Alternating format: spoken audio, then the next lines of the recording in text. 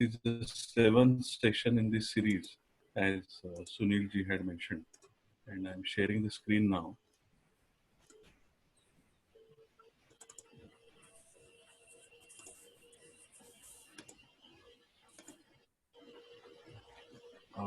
Are you able to see the screen? Very much. Clean, clear. So as Sunil ji mentioned that the first session itself was on UPSI.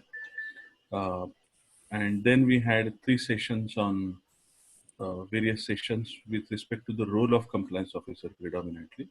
We had bifurcated that role into three sessions, handling with respect to handling of UPSI, role with respect to designated person. Second session we had with respect to monitoring of trade, disclosure of trade. Third was about policies, procedure and mechanism. So this third session was actually webinar number 4. Then webinar 5 or episode 5 was on applicability for to debt listed companies. Last session we had on pledge and encumbrance in PIT, and that was very, very slippery and very, very complex subject. And I am glad that participants liked it last time. Then Sunil ji also mentioned that we should have UPSI discussion in little more detail. And by then there was already WhatsApp leak judgments out with respect to 6 of the corporates whose financial results was getting shared in WhatsApp groups. Bata, Ambuja, Wipro, Mindtree, Bajaj and Asian Paints. And those WhatsApp leak case orders were started getting released. And therefore it was all the more important to discuss what is UPSI, particularly in the context of what is generally available information. What was considered as generally available information in 1996 and 1998 when HLL and Brook Bond merger happened, and then subsequently how it got changed. If we look at history, it tells us about present well. It also tells us about future well. So I'm going to discuss today UPSI in the context of what is generally available, because there is one principle very, very clear and all the participants know it very well, that this is unpublished price sensitive information. And therefore, if somebody claims that this information is already published, if this information is already generally available to public, then it is no longer UPSI, and therefore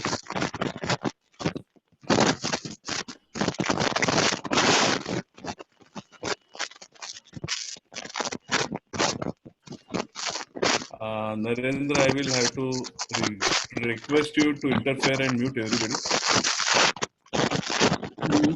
Please mute everybody. Yeah, that's better. Thank you. That's the only challenge with respect to Zoom. Otherwise, Zoom is fantastic. We start on time, we end on time. Participants are able to ask their questions precisely. They are able to answer them well.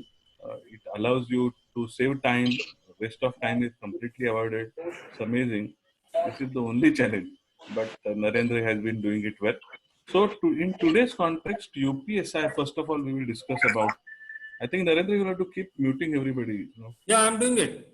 Yeah, everybody who gets added, you please. So in today's session, we will discuss about what is generally available and what is UPSI, and in that. Sorry.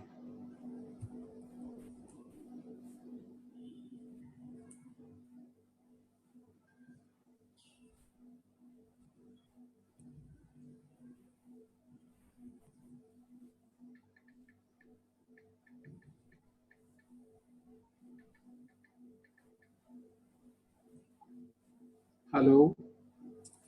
Yeah, please. Go on, sir. No, he's got delinked, I think.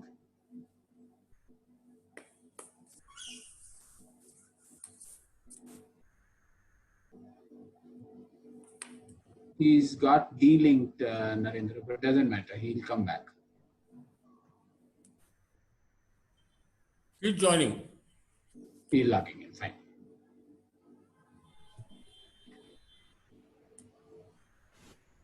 Yes, I am back.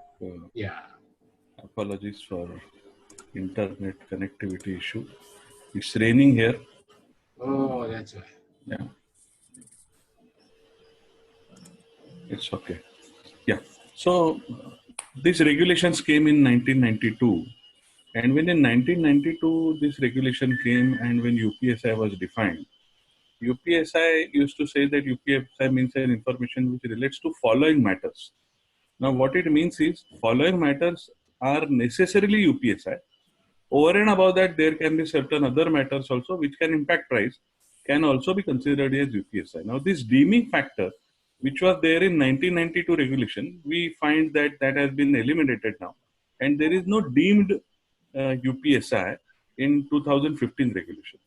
There was one more wording, particular words which were there in UPSI definition. It used to say that any of the following matter which is concerned directly or indirectly to the company and is not generally known or published by such company. So there were two criteria, that it is not generally known and or it is not published by the company. If it is published by the company or if it is generally known, then it is no longer a UPSI. In this context, in 1996, Yeah.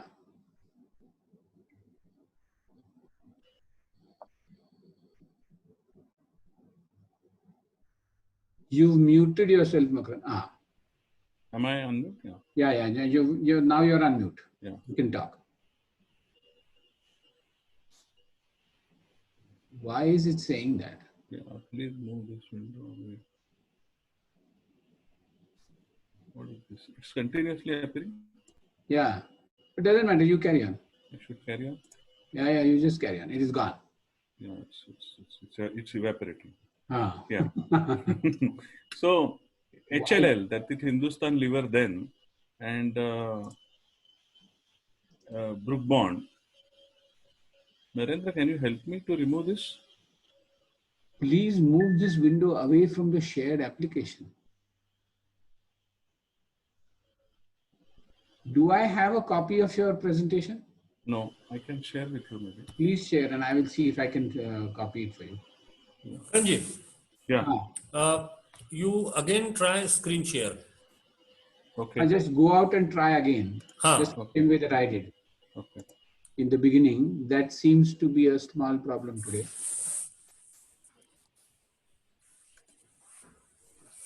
Yeah.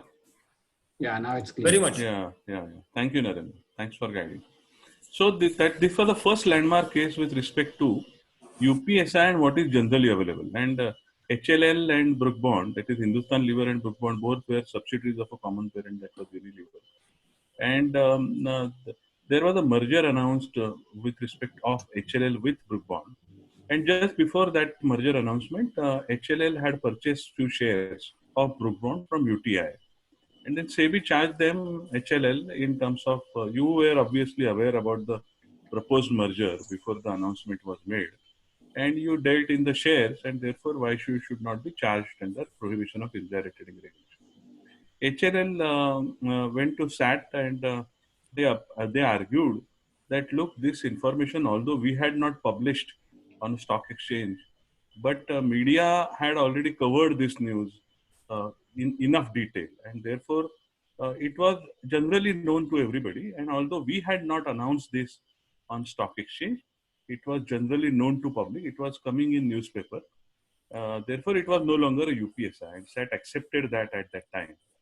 Those were the days when, although company did not disclose it on a stock exchange, still SEBI pardoned company in terms of prohibition of insider trading regulation. And last Friday, probably, and before that also, I had discussed about Aurobindo Pharma case, where company failed to disclose about some material events, and the company was levied a penalty of 1 crore each under LODR and under PIT regulation. So this is a vast difference. But the limited point is that at that time, whatever appeared in newspaper, even if company did not disclose, if you rely on that, it is considered as generally available, and it is no longer UPSI, was accepted by SAT. Post this judgment in 2002, SEBI amended PIT regulation and they bifurcated UPSI into two parts, that is unpublished and price sensitive. They made two separate definitions. And with respect to unpublished definition, with respect to unpublished information definition, they said that which is not published by the company or by its agents and is not specific in nature. And then explanation said that speculative reports which are coming in press or in electronic media shall not be considered as published information. What indirectly it means is that if those are not speculative report but specific reports, but covered in press and electronic media, then it will no longer be unpublished. So this theme that whatever appears in newspaper is not considered as unpublished is continuing, and they have further modified price sensitive information to again add that deeming fiction. And in that deeming fiction, there were certain category of information which we don't find the place now. That is any expansion or any execution of new project, which was a criteria, which was one item, which was considered as a deemed price sensitive information, is no longer under that illustrative list even, which is now available under UPSI. Disposal of the whole or substantially whole undertaking and significant change in policies and plans of operation was also covered in 2002, which is not there in illustrative list now. I will also take you to 2 slides before. If you look at the last bullet of this slide, this was 1992's original definition of UPSI. This last bullet says that such other information which may affect the earnings of the company. And that earnings of the company, if there is any news which affects the earning of the company, it's considered as UPSI. That relevance also was subsequently eliminated in 2002 amendment, and subsequently in 2015 also that particular change we have observed that it is not appearing in illustrative list, but it does not mean that that criteria or that parameter is not there. Narendra, you have to mute everybody again. Then, yeah. So this was 2002 amendment. In 2002 amendment, majoritarily the HLL case correction was carried out. So HLL claimed that look, this was an information generally available at in public, and therefore it should not be considered as UPSI. And they amended it, they curated the definition to say that which is not published by the company or its agents, or which is offers so if it is a speculative nature appearing in press, then it will not be considered as UPSI. But if it is a specific report, then it can be considered as a UPSI. So if media is discussing that there can be merger between two companies, this is a speculative information. And any speculative information appearing in newspaper will not be considered as published information, will not be considered as generally available information, and will still be considered as UPSI, or probably that's what SEBI meant when in 2002 they amended this definition. Then came Bala Reddy case. Bala Reddy was this company was an electrical contractor, and they participated in one tender, and in that tender they were declared as L1 by the regulator. And then there was a process in between, and then the company signed a definitive agreement with the regulator. And once the definitive agreement was signed, immediately after that, company disclosed that information to stock exchange. Company had not informed about they being declared as L1 to stock exchange. And during this period, promoter and connected persons, two promoter, dealt in the share. They bought some shares, they sold some shares subsequently, and they booked a profit of around 14 crore. SEBI investigated this matter, and SEBI penalized them to the tune of 40 crore at that time, and they went into SAT. And when they went to SAT, they argued in SAT that look, this information that I was L1 was generally available. And why generally available? Because this was already hosted on the website of that regulator with whom I participated, probably Bihar Electricity Distribution Board or Bihar Electricity Board, something like that, where they had participated. So with that regulator's website, this information was already available, and therefore it was at public display. And although I had not disclosed this information to stock exchange, but it was publicly available information. They also argued that, look, when I was declared L1, actually at that time it was not a UPSI because not every L1 gets a contract.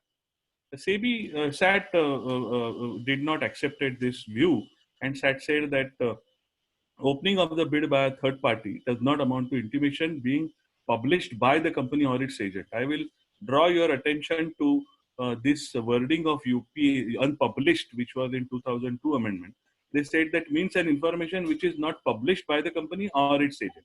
Subsequently, it also says that and is not specific in nature. So this was the specific information, and it was available on the website of the company. But of course, this website, not everybody would look at. Why anybody will go at Bihar Electricity Board's website and find out that who had won the contract and whether this Bala Reddy's company had won the contract or not. Why anybody in public would go and find out all this information? SEBI was very right to say that although this information was available at on the website of a regulator, but it was not generally available, and you had not published this information, and therefore they refused to accept this argument, and they say that this was a UPSI. So two principles which I would like to derive here. One is it was not published in the newspaper. If newspaper would have published this information, giving giving a source that this company has got a contract, has been declared as L1 by Bihar Electricity Board, and this is the source of that website. If this would have been definitive news, which would have appeared in Economic Times or Business Standard, then probably the conclusion would have been different. Looking at HLL case and looking at subsequently, I am going to share some more cases on this. So if there is a definitive news which is appearing in press or in electronic media, then HLL was pardoned. And subsequently, this was news appeared in the website of a regulator, but not covered in media. And SEBI and SAT both refused to accept this argument that this information was publicly available information, and therefore it should not be considered as UPSI. They refused to accept. Very logical, since the penalty levied is 40 crore. Therefore, the parties will take a chance and they will go to Supreme Court, and accordingly, they have gone to Supreme Court. But my personal, this matter is sub judice. Let's see what Supreme Court says. But there was a discussion on this in Sodhi committee report, and when there was a discussion that some news may appear in newspaper, and then it should be considered as generally available information, and we should provide that in the definition. So the committee also discussed that there is possibility that there may be some newspaper in some regional language which is popular in some district or in some tehsil area, and that can also be considered as newspaper, news published in a newspaper. So, but that's not that does not have a wider coverage, and that should not be considered as generally available information, and therefore they avoided giving reference to newspaper publication in the definition. And SEBI also took that thought further. The limited point is that I keep sharing in all my sessions that PIT is a regulation which we have to interpret while remembering what's the intent of the law. And whatever may be the wordings, but we have to remember the intent of the law. And accordingly, we have to see how the interpretation, SEBI is doing interpretation. And so sometimes even if the word doesn't support SEBI, still SEBI goes ahead with the force to give effect to the intent of the law. Then one more case which I would like to share, again, just before 2015 regulations got replaced. SEBI PIT regulations of 1992 got replaced in 2015. In 2012, FTIL, which was a holding company and which was a listed company, and it had a unlisted company, NSCL. We all know popular. It's a very popular case. And somewhere in April 2012, NSCL had received a show cause notice from a Department of Consumer Affairs, and ultimately, after this notice, the matter got aggravated, and NSCL had to close the business. So the show cause notice had that much power, that much powerful show cause notice it was. Ultimately, it went down to that level, but that was the news. That was a notice. And when this notice was issued, some people dealt in the shares of FTI, and they were charged by SEBI, saying that, look, this UPSI was there with you. That company has received a show cause notice from Department of Consumer Affairs, and you dealt in the shares of the company. And those people, some of them were relatives of the designated person. I think this case is about a father of a designated person. And when he argued that, look, my lordship, there was a news in October 2012 about this particular show cause notice, which was received from Department of Consumer Affairs. And this was definitely not a speculative report which was appearing in which had appeared in press. This was a very definitive news which had appeared in press, and therefore the father of the designated person, who had no knowledge about what's happening in the company, and he also claimed that I had not even read that newspaper. I was regularly buying this company's shares, or I was regularly dealing in this company's script, and he could demonstrate that I was consistently at 19 occasions he had dealt in the shares, and he could demonstrate that I am anyway buying or selling. Plus, this news had also appeared in Economic Times, and therefore it should not be considered as a UPSI. And this was accepted, and this person was this was a SEBI adjudication order, and this person was spared. He was a father of a relative of a designated person, and he was spared, saying that, look, okay, you have been dealing in the shares, and this information had appeared in press, and therefore we cannot consider it as unpublished, because this was not even a speculative information. The definitive news had come in Economic Times. Economic Times is a newspaper of widest coverage in terms of business news, and therefore we will accept. So again, second time in 2012, with SEBI adjudication order is as late as 2018. So this 2018 SEBI adjudication order said that he is not a kid. Although all these cases are separate cases, and it is difficult to generalize any conclusion, but there is one general point which is coming up, is that if this news is available in public domain in national level newspaper or national level electronic media, even maybe we will come to subsequent cases which are regulated media. So newspaper are regulated by Press Act.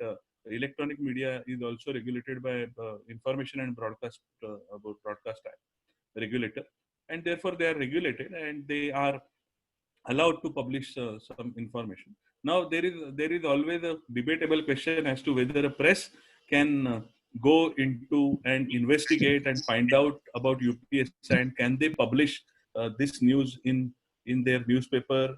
Will they be charged under Regulation 3 and all? So that's a very contentious issue, and no, it is very difficult to challenge press. We all know that there was a difference of opinion between government and the Hindu some time back, when some information was leaked and Hindu published that information, and there was question as to whether the leaked information can be published, whether a privileged information can be published by newspaper. And this is a very contentious issue. SEBI have not yet ventured into that contentious issue as to whether press or whether electronic media can share some information which is actually UPSI. But as far as if there are outsiders, if there are people, if the people are depending on news appearing in mainstream media, then they have spared it in 63 Moon Technology, which was earlier FTIL, and then even in HLL. But they did not spare Bala Reddy case, because this was not generally available. This was appearing in some website of some regulator. This was not uploaded on the stock exchange, and therefore they had not accepted that. Now, in this context of all these arguments, in the context of these changes in definition, in 2015, SODHI committee was constituted, and SODHI committee also suggested that they suggested that the deeming fiction should be removed, but an illustrative list of UPSI can always be given, and this was also accepted by SEBI. And SEBI also added two more words in this definition. If you see that adopted by definition, UPSI means an information relating to company or its security. Now, why this company or its securities? This change was not suggested by SODHI committee, but directly incorporated by SEBI. And this, I recall a famous judgment of Jagran Prakashan. And in Jagran Prakashan, what happened was, promoter of the listed company was going to sell some shares of that listed company in the market, and company secretary was aware about that information, and he and his wife dealt in the shares of the company while in possession of the information. And there could have been an argument that this information is not about the company but about the shares of the company, and then whether it should be considered as UPSI or not. And therefore, to finish this anomaly, although these words or its securities got added in 2015, and Jagran Prakashan case had happened before 2015, and in Jagran Prakashan case, company secretary and his wife was held liable and they were levied penalty. That's a separate matter. So in spite of the fact that this definition was not amended, still SEBI had levied penalty, and that's what I keep saying, that SEBI goes more on intent and the purpose behind this regulation than the words. And therefore, but to finish this anomaly or to bring clarity, SEBI amended PIT regulation to say that any information relating to company or its securities directly or indirectly. Now, obviously, directly and indirectly word were there even in 2002 definition and 1992 definition, and they have also removed the reference of deeming fiction. They have also removed the reference of some of the illustrative list items, like any item which can impact the earning capacity, and all such items have been removed. And a reference was given to listing agreement, regulation 36 of listing agreement then, and then the regulation 30 of LODR. The reference was given in to that particular. So anything material event will be considered as price sensitive information, was kind of a approach which SEBI adopted. So in this slide, what I am trying to share is, published by the company or its agent, that reference has been removed, and generally available information has been, those words have been incorporated, and we will discuss what is generally available in SEBI's definition now, and their brief background about what is generally available. Deeming fiction, which was there in earlier definition, I will just take you to that deeming fiction. So they look at this 1992 definition. These transactions were considered as deemed UPSI, which continued even in 2002 amendment. They considered that these 7 items will be considered as deemed UPSI. That deeming fiction they removed in 2015, and published by the company or its agent also they removed, and they kept a simple word that which is not generally available.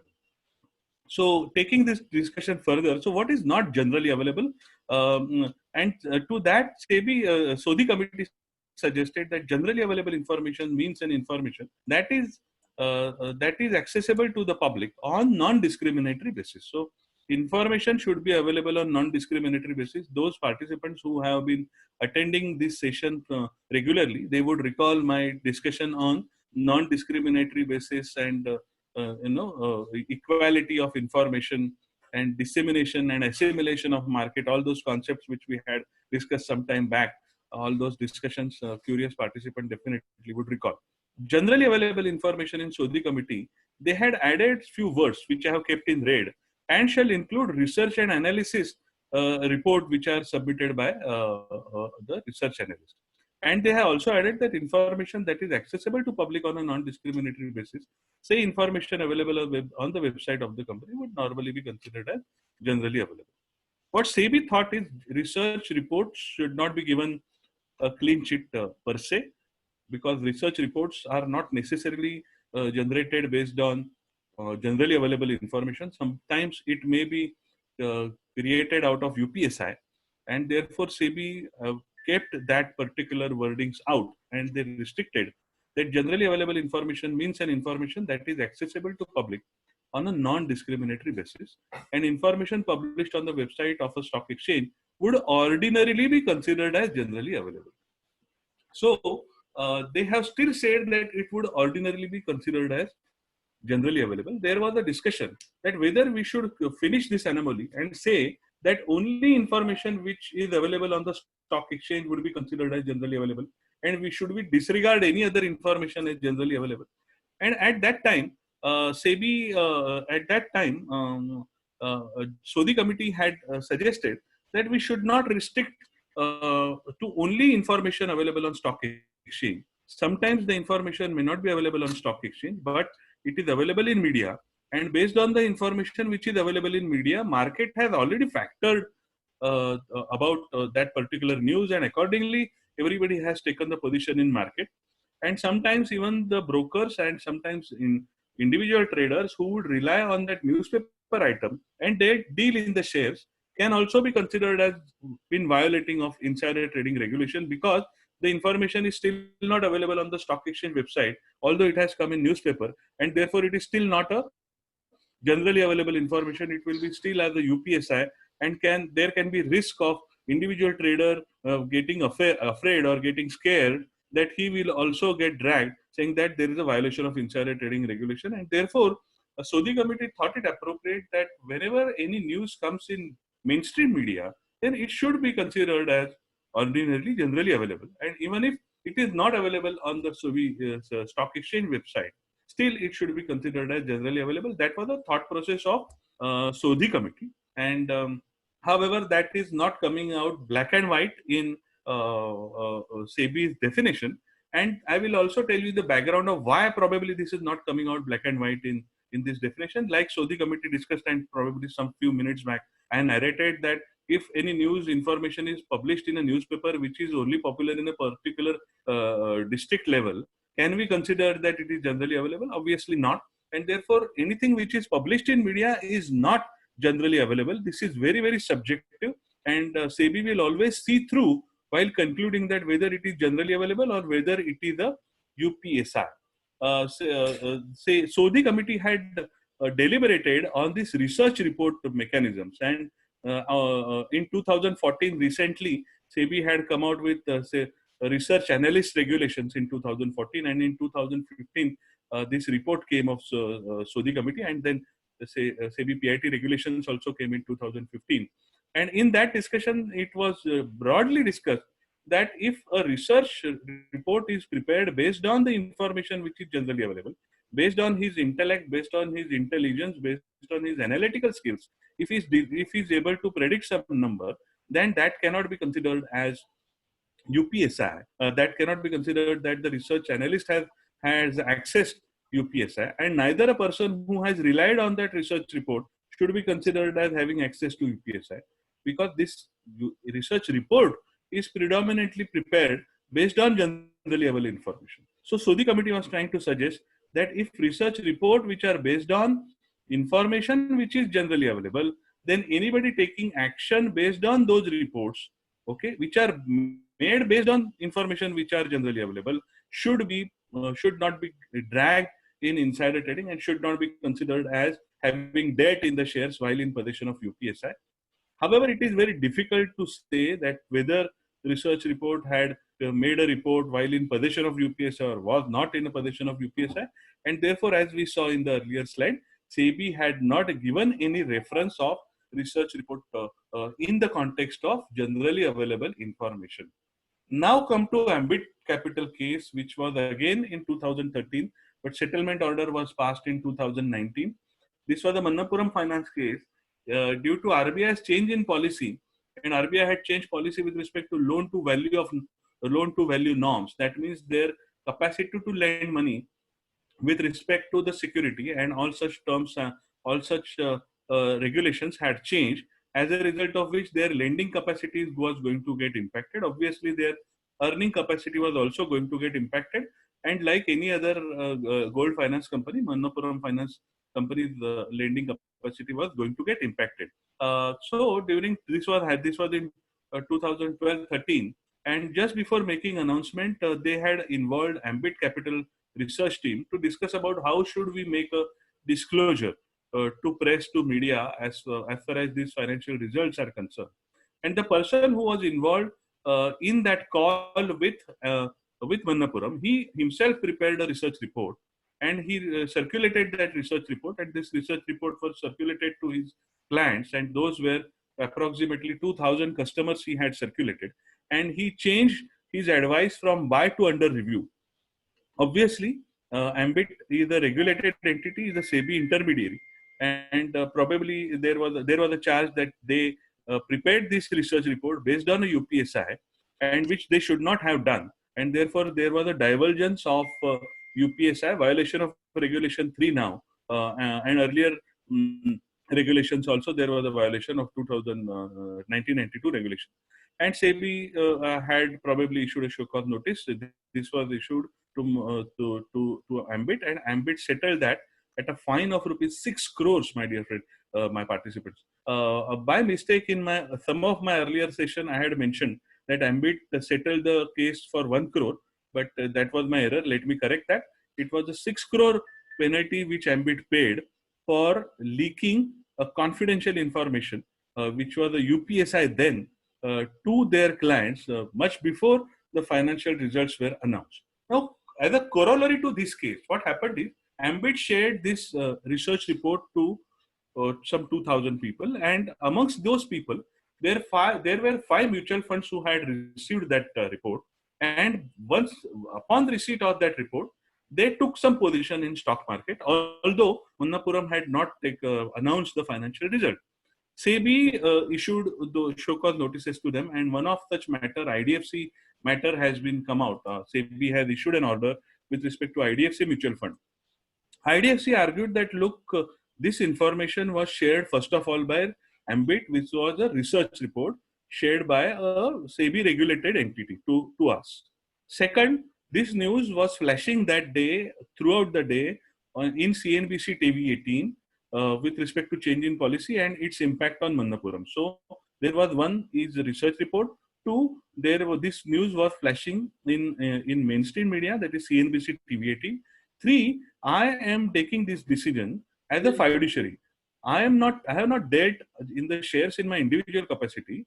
I have dealt in the shares of the company as a fiduciary, because if I would not have acted at that time, my investors would have lost money. And obviously, to take care of my fiduciary position, I took a call without waiting for a formal results to get announced by Manappuram, and because of which I should not be held guilty.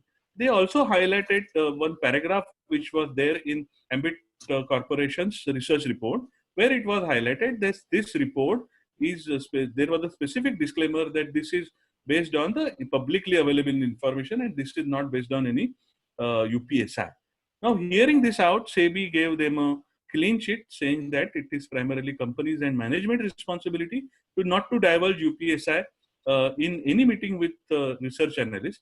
And second, they should not, then it is an obligation obviously on the research analyst that he should not be preparing any research report based on any UPSI. Now, if you look at research analyst report, research analyst regulations of 2014 of SEBI, it does not deal with what is their duty with respect to UPSI. Those regulations predominantly deal with conflict of interest of their position. That is, they are giving research report and they should not take the position so that they are getting benefited out of the tide created by their own report. So those regulations are around conflict of interest regulation, but regulation 3 of PIT regulations specifically cast duty on anybody that you should not solicit, and even if you receive that information, you should not share that information unless and until there is a need to know. And therefore, probably Ambit chose to settle the case because was very difficult probably for them to argue that there was a need for me to share this UPSI with my client. Obviously, it is not legal, and therefore there cannot be need for sharing this information with their clients. So this is the background that the press, print, that is Economic Times or any other press, print press, is considered as generally available. Website of a regulator was not considered as generally available. Even research analysts were charged for preparing report based on UPSI.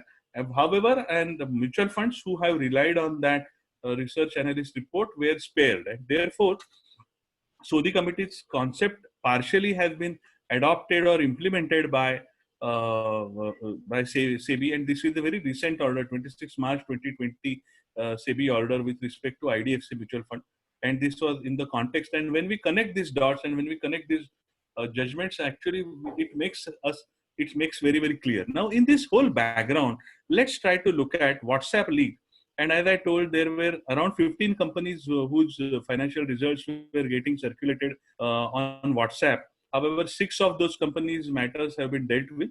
SEBI, to my knowledge, in none of the cases have charged anybody from the company for sharing UPSI. And SEBI has probably not been able to catch hold of a person from the company or within any fiduciaries who actually leaked this information with the media, with these brokers who were sharing this information in their investigation. So in 2016-17 Q3, this WhatsApp message got leaked, and just to tell you, the message was about Wipro's revenue of PBIT and PBT So it said that revenue of 13,700, PBIT of 2323, and PBT of 2758. So very, very specific numbers were shared on WhatsApp. And there are various people who were charged for this. There was one Govind Agarwal, then Shruti Vora and Parthiv Dalal, whose names appear in this particular matter. And Govind Agarwal had shared this information. Govind Agarwal seems to be an analyst, and he shared this information on WhatsApp with Shruti Vora and Parthiv Dalal, and subsequently Shruti and Parthiv shared with various people and some of the WhatsApp groups, and they were charged with sharing of UPSI by them. Now, when they were charged and when they were arguing their case, they argued that first of all, no correction has been established between company, promoter, director, employee, auditor. So the SEBI has not been able to establish who shared that information. SEBI has investigated and could not found the leak in that matter. Without any connection with the company or without any leak from insider, that should not be considered as UPSI. That was their argument. This information being part of WhatsApp message were generally available and not in the nature of market, was in the nature of market gossip or rumor and heard on a street, HOS. This is the terminology which also they have used. That heard on a street or a gossip. So I heard something and I shared with somebody whom I thought that maybe this information may be relevant to them. So I got this information on WhatsApp. I shared that information. Parthiv Dalal also argued that look, this information, this Bloomberg terminal had demonstrated that so many broking houses and so many research houses have estimated financial numbers of Wipro and such large companies, and this is very common. And their numbers are also resembling like what our numbers are showing in the WhatsApp message. And therefore, we considered it as a research report. So their argument was, first of all, that it was not leaked from anybody, and therefore it is not a UPSI. The second argument was that this information was available in social media, that is on WhatsApp. I received on social media, I forwarded on social media. So this is also generally available information. And third argument was that Bloomberg terminal showed revenue estimates declared with respect to Wipro by so many other brokers, and they also had declared numbers. I also got some number on WhatsApp, and therefore I shared innocently, considering that it is a research report. SEBI said that look, research report don't look like this, first of all, then the numbers were exact, almost exact. So the revenue projected were 13,700, whereas the actual number came as 13,764. PBIT number in WhatsApp was 2323 and actual was 2323.6, and PBT was 2758 and actual number was 2758.9. So it was almost exact number. And why did you receive that information? So Govind Agarwal was a research analyst and he shared that information.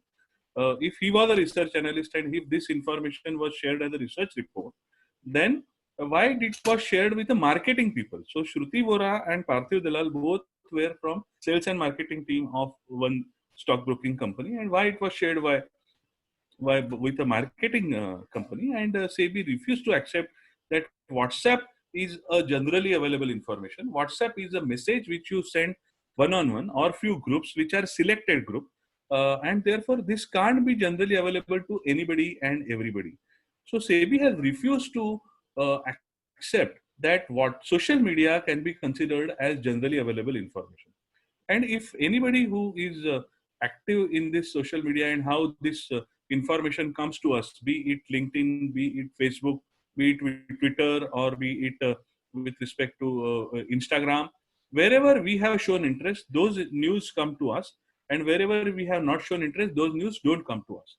So although somebody else may be watching that news, but that news does not come on our screen or on our wall in such a broader platform also. And WhatsApp is a particularly messaging platform. It is not even as broad platform as like a Facebook or a social media, and therefore SEBI refused to accept that WhatsApp message received by you can be considered as generally available information. I am seeing that probably these these individuals might go to SAT because 6 cases, and each case they have been penalized 15 lakh rupees. So it's going to be humongous. And if in all in 10-15 cases, the similar individuals are appearing, you can imagine what kind of volume of penalty can be levied.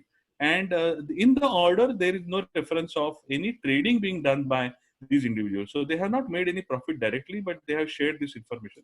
And therefore, this is a very alarming situation that if any information which we receive on a social media, particularly on a messaging platform, if you want to share that, be careful that it is not a UPSI.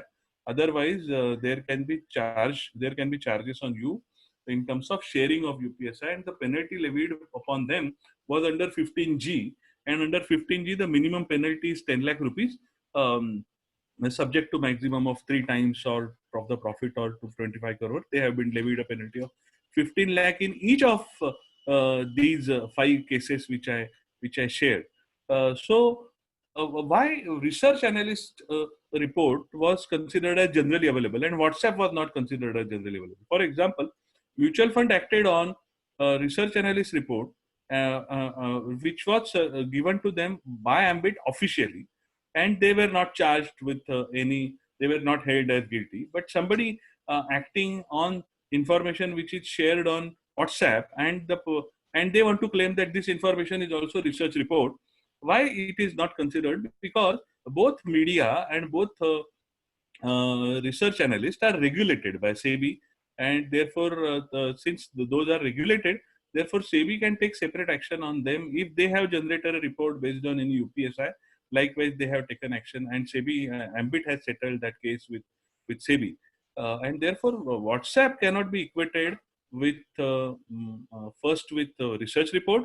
WhatsApp messages cannot be considered as research report, because research reports are much detailed and it comes with all disclaimers and it comes with a lot of caveats and with detailed analysis.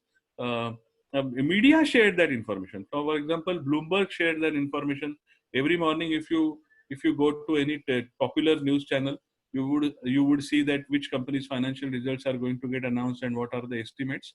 But that is not considered at so far. I will not say that is not considered, but SEBI has so far not charged them, and I don't think that they will be charging them. But as far as social media is concerned, we have to be very, very careful. Examples of generally available information, I have already talked about this, that smaller newspapers cannot be considered as a regular media. Now in this context, I am taking this last case with respect to what is generally available information, Indiabulls Ventures Limited. And then we will summarize, and then I will give this baton to Sunilji to take the discussion further. Before we move on, this is the last case which I want to share today with respect to generally available information and UPSI, Indiabulls Ventures Limited. In July 2006, IVL, which was a listed company, sought an in-principle approval from shareholder for disposal of shares of its step-down subsidiary. So, obviously, this information was available at public domain. Shareholders had given consent to the management, that is to the board of directors, to dispose of those shares in the appropriate manner. A management committee was formed where Pia Johnson, who was a non-executive director, was part of that committee which was constituted. And there was a discussion as to how to dispose of. They were not getting buyer. In January 2017, there was some development, and they decided to pledge some of the shares of this subsidiary to its own group company. Subsequently, that group company decided not to give loan but to purchase those shares. And instead of giving loan and pledging the shares, they decided to purchase the shares. While this information was there in the air in the company, non-executive director dealt in the shares of the company. And then this information was announced formally by the company upon the formal agreement, definitive agreement was entered into. And SEBI came after, SEBI investigated, SEBI found that those shares were sold, and they levied a penalty of 87 lakh rupees. This order is also of 2020 SEBI adjudication order. And obviously, amount is very high, and there is a contentious issue, and therefore the matter is appealed in SAT. What is the contentious issue? Contentious issue is that the predominant issue in the context in which we are discussing, there were a lot of contentions which non-executive director put forth in SEBI. But in the context of the subject which we are discussing, the point is that this information that we are disposing of the shares of this step-down subsidiary was approved by shareholders in July 2017, and somewhere in early 2017, July 2016, and in 6 to 8 months, there is actual disposal of the shares which has happened, and therefore this information was generally available in public domain, and therefore I should not be charged of dealing in UPSI. SEBI said that, look, first of all, there was a general permission to you, like, every year, every company takes a permission for raising funds under 180 and under 42 of Companies Act. Like that, there was a general enabling power, like 180, you get a power to borrow, and so on and so forth. So this was an enabling power, but this enabling resolution cannot be considered as then you cannot consider that that means that the information was available in UPSI. So you had passed a resolution with respect to disposal of undertaking. Subsequently, you changed the character and you decided to raise funds as a loan by pledging shares. So this was also not disclosed to stock exchange. I am not aware as to whether this particular matter is also being investigated by SEBI separately as non-disclosure of material event happening with respect to the information which is shared. So as we know, any material information you have to share to stock exchange under Regulation 30. Whenever there is any material development, again you have to share, give an update to stock exchange, and probably this had also not happened. And then there was a definitive discussion with respect to who will buy at what value, what quantum of share, and that was the real UPSI, because that was going to change the perception of the market, and therefore SEBI said that although the shareholders resolution was passed, but still we will not accept that this is no longer UPSI, particularly when the transaction was entered into. SEBI's contention was that, so the first UPSI was ended in July 2016 when this resolution of shareholders was passed. But the second UPSI in the same series got generated in January 2017, when actually while pursuing that enabling power, you actually took steps, you actually negotiated a deal, and actually entered into definitive agreement. So that process was the process, that phase was the phase of generation of new UPSI, and you were in possession of UPSI and you dealt, and therefore there was a penalty of 87 lakh rupees. The matter is in sub judice. The matter is with SAT. Majority of those matters might go to SAT, and as I said, Bala Reddy has already gone to Supreme Court. But what we understand from this discussion is regulated media is so far been considered as generally available. Even a father of designated person, when he did, although he had some additional points, like he was regularly taking a position and all that, but regulated media is considered as a generally available information. Information in social media is not considered as generally available information, and therefore if you receive any message of any listed company which can be a UPSI, we should not share this information, and we need to populate this subject also with our DPs when we are undertaking giving training. Even research analysts can get penalized, like in Ambit case. I will tell you one more case which I had made a passing reference in last session with respect to SpiceJet, when SpiceJet somewhere I think in 2016, when SpiceJet had showed a record break 900% rise in price. At that time, it was in 2016, January 2016, and the finance manager working in SpiceJet and his brother dealt in the shares of SpiceJet. And brother of that finance manager argued that in November 2015 there was a research report which also said that SpiceJet will be benefited because of various reasons, and because of which I bought the shares. Now, although he had bought the shares based on research reports, SEBI asked him that when you had read the research report in November 2015, why did you purchase shares in January 2016 when your brother purchased the shares? And therefore, your action is not motivated by a research report, but motivated by a UPSI, which is specific information which you always have. So all this information is always subjective, but I'm trying to derive some general principle for everybody's benefit. Mutual funds, and if the trustees, for example, private trust or anybody else who is making investment based on the information which is made available to him, even through grapevine, can probably rely on IDFC mutual fund case that fiduciaries were spared.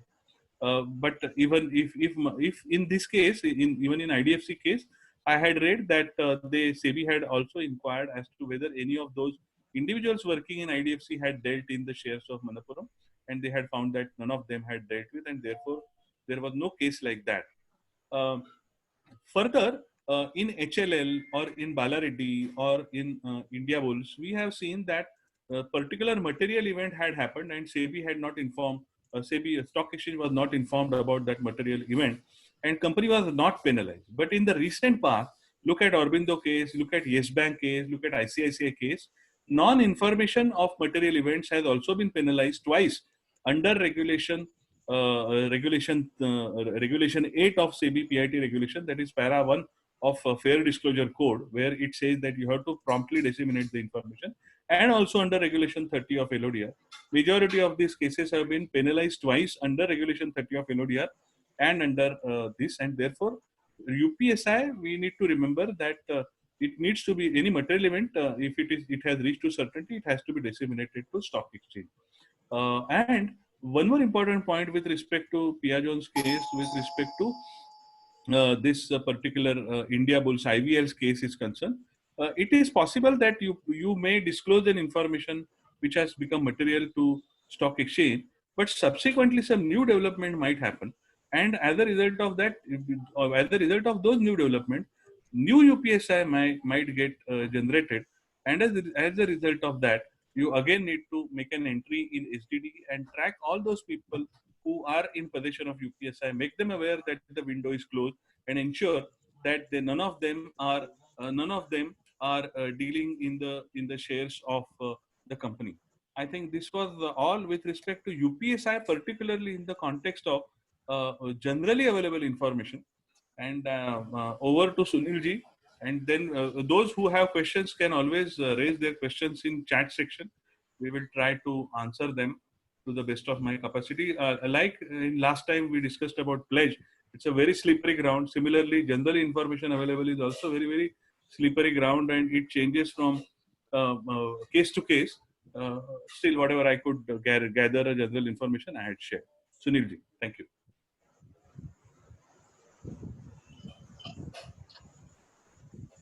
We can give some time to participants to raise some questions in chat. And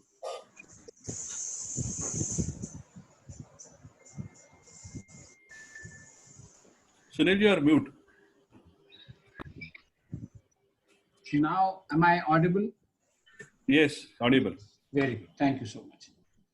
Excellent exposition of all the wonderful cases, Makaranji. But basically, I guess the issue of what to call UPSI, how to treat it, is contentious, is something that one must bear in mind.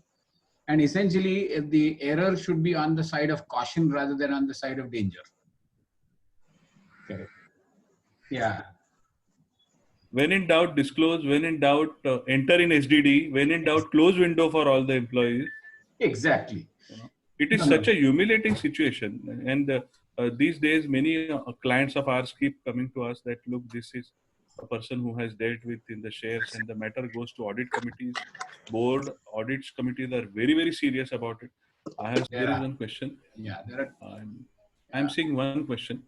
Yeah, Brijbala. Yeah. Definition of UPSI includes acquisitions without specifying any materiality threshold.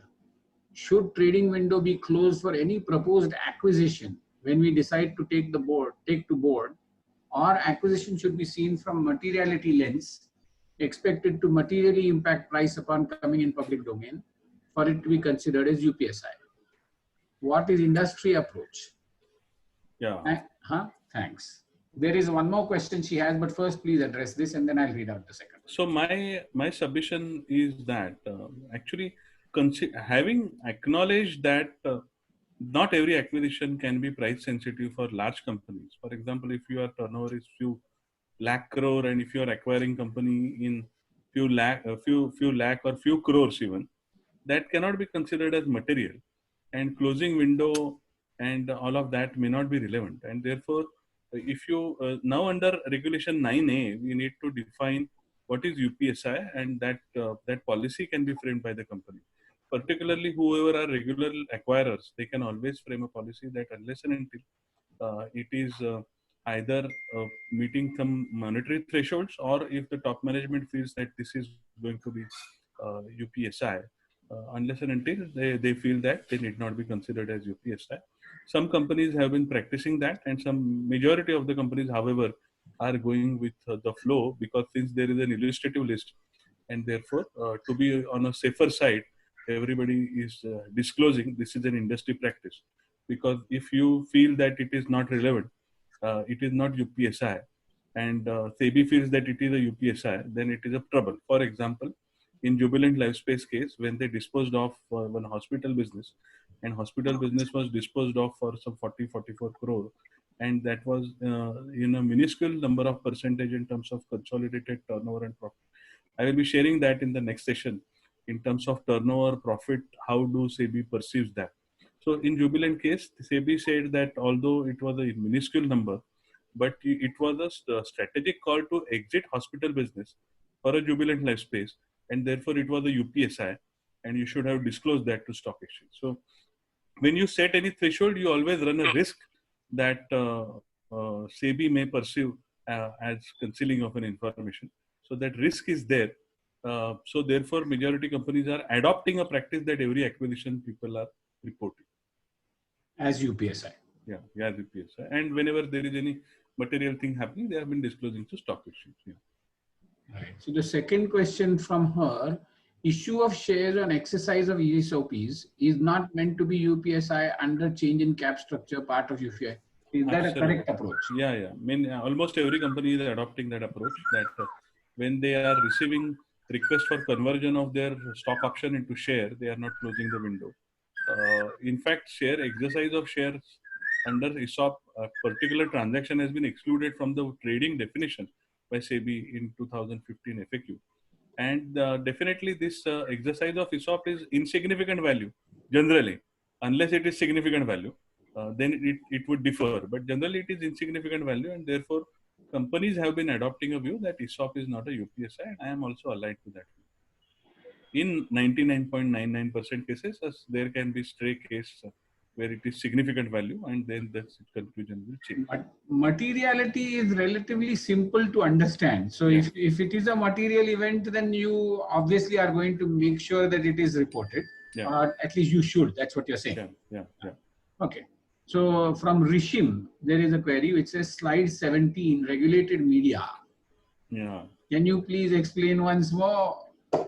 Actually I was trying to, Sunil. Okay, so I just had a question, two questions over there actually. One was regulated media per se. It's not regulated media so much as regulated entities such as market intermediaries, which are SEBI regulated entities. Media is not regulated. Media is not supposed to be regulated. So calling it regulated media is not okay. But media in the general purpose sense, then regulated market intermediaries or participants, and non-regulated participants, as well as public media, social media. These are the things. On these three things, can you please clarify your opinion? Social media, I understood. What were the first two things? So the first two things are regulated intermediaries. Intermediary, okay. So like these research people or SEBI analysts and so on. So SEBI intermediaries are regulated in terms of their conduct, and every regulatory intermediary has almost its separate regulation. Credit rating separate, mutual fund separate, registrar and transfer agent separate, investment advisory separate. And they are regulated. Predominantly, it deals with conflict of interest in majority of these matters, and it also deals with enough infrastructure, enough systems at their place, and there is a governance structure, there is enough capital adequacy. All those parameters are there in this regulation. However, as far as accessing UPSI is concerned, very clearly it is coming out that they should not be accessing UPSI unless there is a need to know. For example, if you are doing M&A, then obviously you have need to know. But unless and until there is a need to know, you should not be accessing. And even if you had need to know and you access, then obviously you are not supposed to share that with anybody. So therefore, they are not media. They are not distributors of information, very clearly. They are distributors of information only when it comes to public. So for example, upon filing of offer document prospectus with SEBI, then merchant banker can start talking to few of the investors saying that, look, I am coming out with this. Till then, it's a very confidential information. Similarly, as far as media which is registered, I think I should change that word from regulated media to registered media. That is the more appropriate word. So registered as a newspaper, registered as a television channel, something like that, which are registered, and they are, there is a lot of dichotomy, there is a lot of ambiguity with respect to whether they can access privileged information or not. There is no black and white. In fact, there are Supreme Court judgments which say that you cannot access privileged information if it is confidential. No, but this is a very contentious issue. Let's keep that aside. And so far, SEBI has also kept that aside as to whether they can access UPSI and whether they can distribute UPSI. They have been accessing UPSI. That's their business. That's their business. And so news is news till the time it nobody knows and I know it. So that's the news. That's a breaking news, and therefore nobody. I am सबसे fast. I am the Tej. So that's the business. So I will tell information when nobody knows about it. That's the business, and it has been accepted. Unless and until it is a serious threat to the country and all of that, then it becomes a different story. Correct. But probably if it comes to UPSI versus press power or press freedom to express, I think press freedom to express is prevailing supreme over UPSI. This is what is appearing as of now. Now, whatever are not registered media, that is social media. Now, social media is just a platform. So, for example, if Economic Times creates a page and it tells you that you can write any write-up on it, okay, and I am not responsible for it, something like that. If something like that is there, so Facebook or Twitter or WhatsApp is a platform to share information. WhatsApp in particular is a messaging platform, whereas Facebook and Twitter are broad-based social media platforms. But in all these cases, we need to remember that Economic Times or channels are broadcasting message in air. Okay, whether you are interested, whether you are not interested, if you buy and if you peep in, you read. You don't read, you don't read. Whereas social media generally has a mechanism to target the audience, and they have a mechanism to reach out to the customer who is interested, and therefore it cannot be considered as generally available. Understood. This is my analysis in terms of this whole subject. Absolutely. Thank you very much. There's just one thought I would like to add, if you'll permit me. Yeah, all yours. Essentially, on social media, you cannot call content as information. It is content participatively given by the giver. Yeah. The veracity of that content is not taken responsibility of by any third agency which has any reliability.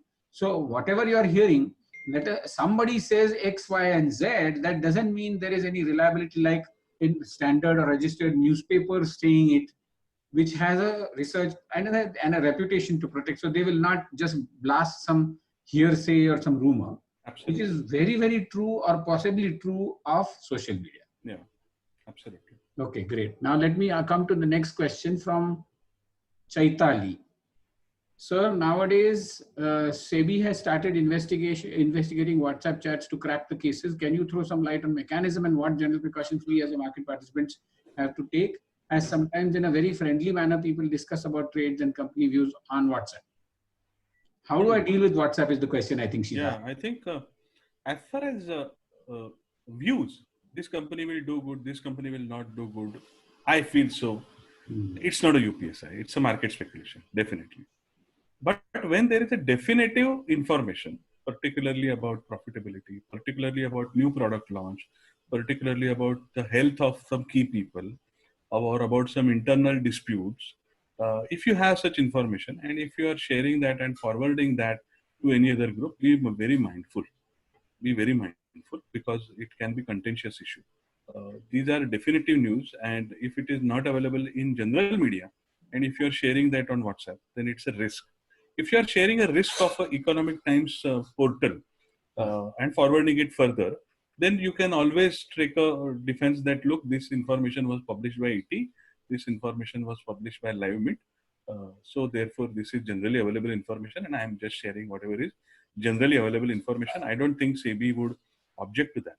But if there are privileged information which is coming to you without a source, so for example, in WhatsApp leak, if this particular revenue profitability estimates would have come with some source of a research report, okay, and he would have shared, then his case would have been different. His case would have been different, and probably SEBI would have accepted that, okay, then the matter is whether the research analyst had UPSI or not. That's a very different scenario. But without a source, if you are disclosing something definitive information, you have to be very mindful. This is my only learning. Great. Okay. So the next question is, jobbers in the markets who usually trade in very substantial quantity, many a time get trapped into inquiry of SEBI into their turnover. And some information which might be running into markets or received just as grapevine on jobbers' social media platform. How can that particular jobber defend that trades were based on volatility and not based on UPSI? Difficult to comment on this in this webinar. It's an assignment.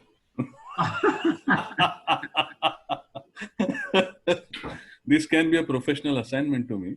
I cannot share this answer because first of all, this question is very open-ended, and unless and until anybody can look at the particular case at matter. It looks like a particular problem for a particular person rather than a general question. So, but we after reading so many judgments, probably, and if you would have been listening to these sessions, you can probably make out your own or read some more. There are 6 WhatsApp judgments which are available on SEBI website. You can read them carefully. If you have any doubt, you can approach. Great. Okay. I think today people have been. Okay. I understand, Chaitali. Chaitali is trying to explain exactly why she's supposed to. Actually, this is. Last time I had shared that you cannot not do what you can do.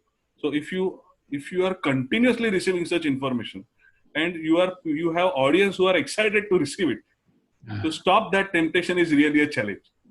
And sharing this information, actually, there is a belief probably that when I share such information, the recipient will make money out of it, and therefore his loyalty towards me increases. That must be the intention of Shruti Vora when she shared this information, when actually she had not dealt in the shares, but she wanted probably customer to benefit so that he becomes her customer. She was in marketing. But while sharing this information, as I shared, we can give source, and that will save a lot of our energy and time, and will give a lot of safety to us. Or if there is no specific information, speculative information, I don't think there can be any dispute about it's not a UPSI.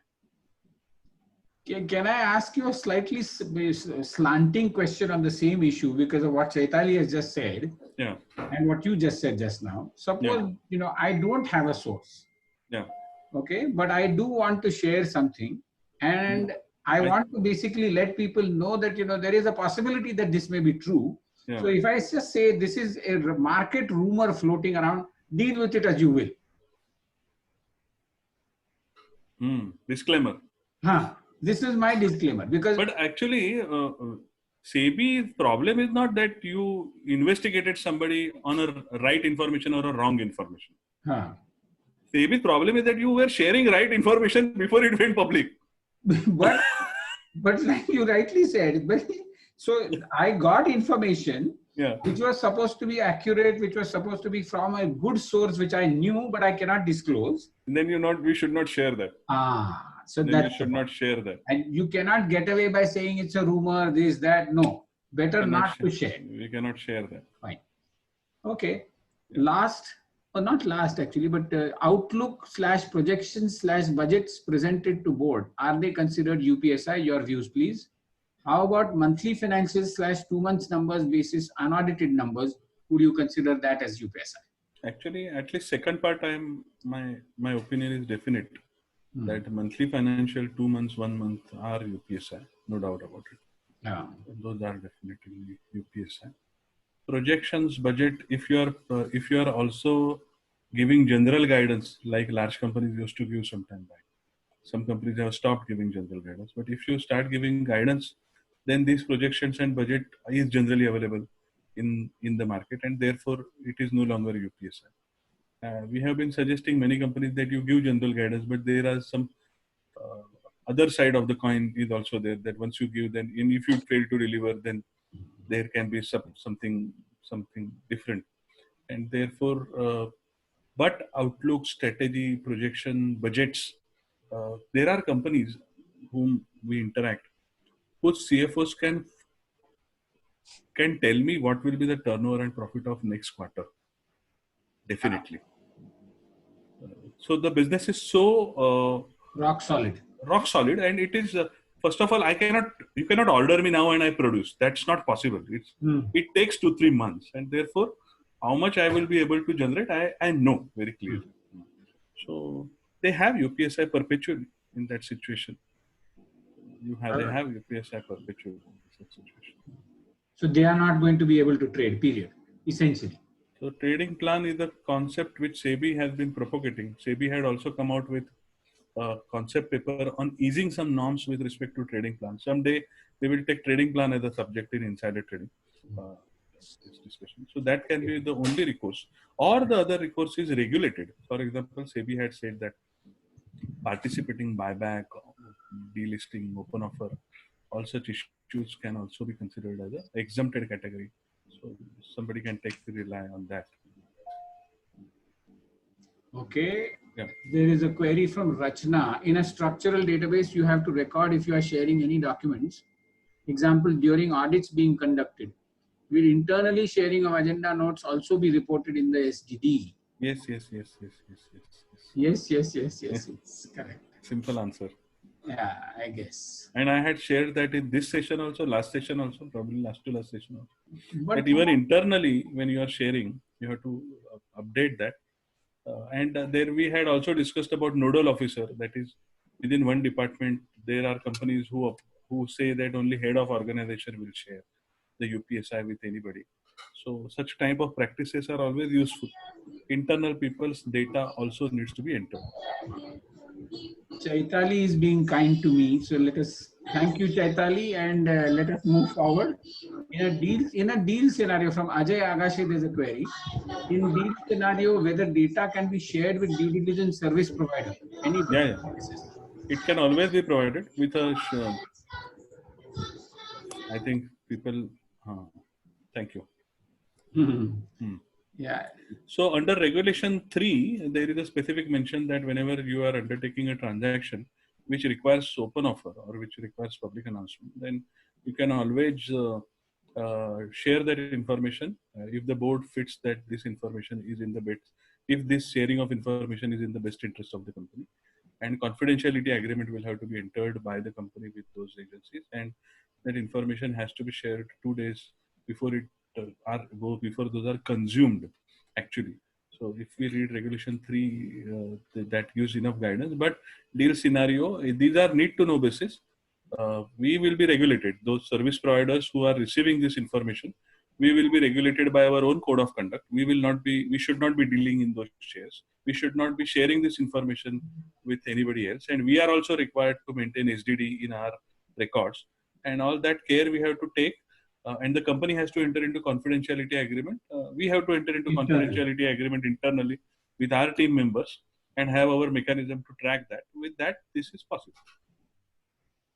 Great. Aarti, while creating charge for working capital, companies tend to share projections to the banks. Will this be treated as UPSI and do we require to add them to SDD? Very, very tricky question. But to be on safer side, I have been insisting all the clients to enter that in your SDD. But tell me one thing. I mean, so here the issue, to me, it sounds, okay, let me ask the question. The question is like this. When you are submitting information for borrowings, okay, which is what she's talking about, whether it's a bank or somebody else, where you are going to share certain kinds of information about the assets and liabilities of the organization, right? Yeah, that is historical. It is always historical. No, the working capital always talks In about that case, future. it is always Future. It is going to talk about the future, and it is not going to give you the information that is likely to come about in the future. It is going to commit to giving you information as it comes about in the future. And the litmus test is that if this information is shared in public, will it impact your price or not? So you're saying that a debtor statement of a company which is shared with the bank for the purpose of a CC limit is something that is to be treated as a UPSI. So if you establish to the bank that today I have a 50 crore working capital, my turnover is going to go up, and therefore I need a 100 crore working capital limit. Yes. Obviously, you are sharing a UPSI. Even if you are sharing that I have a 50 crore limit and my turnover is not going to grow or my working capital limit is not going to increase, even that is the UPSI. Okay. Because whether I should remain put or whether I should exit. Correct. Got the point. Okay. So I think we are at the close of the 6:30 sort of temporary time limit. All the people who want to ask any more questions but haven't yet posted them, please feel free to store them or post them to Professor Joshi. And of course, you are welcome to talk to him again when we meet in the next Friday's session, where he will continue to discuss. Sunil, just a minute. On this bank, we need to enter PAN number of bank. We did not enter employees data. This was clarified by SEBI. Say that again. When the finance team shares data with a bank, the bank's name and PAN number will be entered, and the bank will internally has to manage their own thing. So you don't have to enter the name of the individual with whom you are sharing, and his PAN number need not be entered. That's a breather, because that used to be a trouble earlier. And Okay, so this is a good thing. Rachna has said, please share the PPT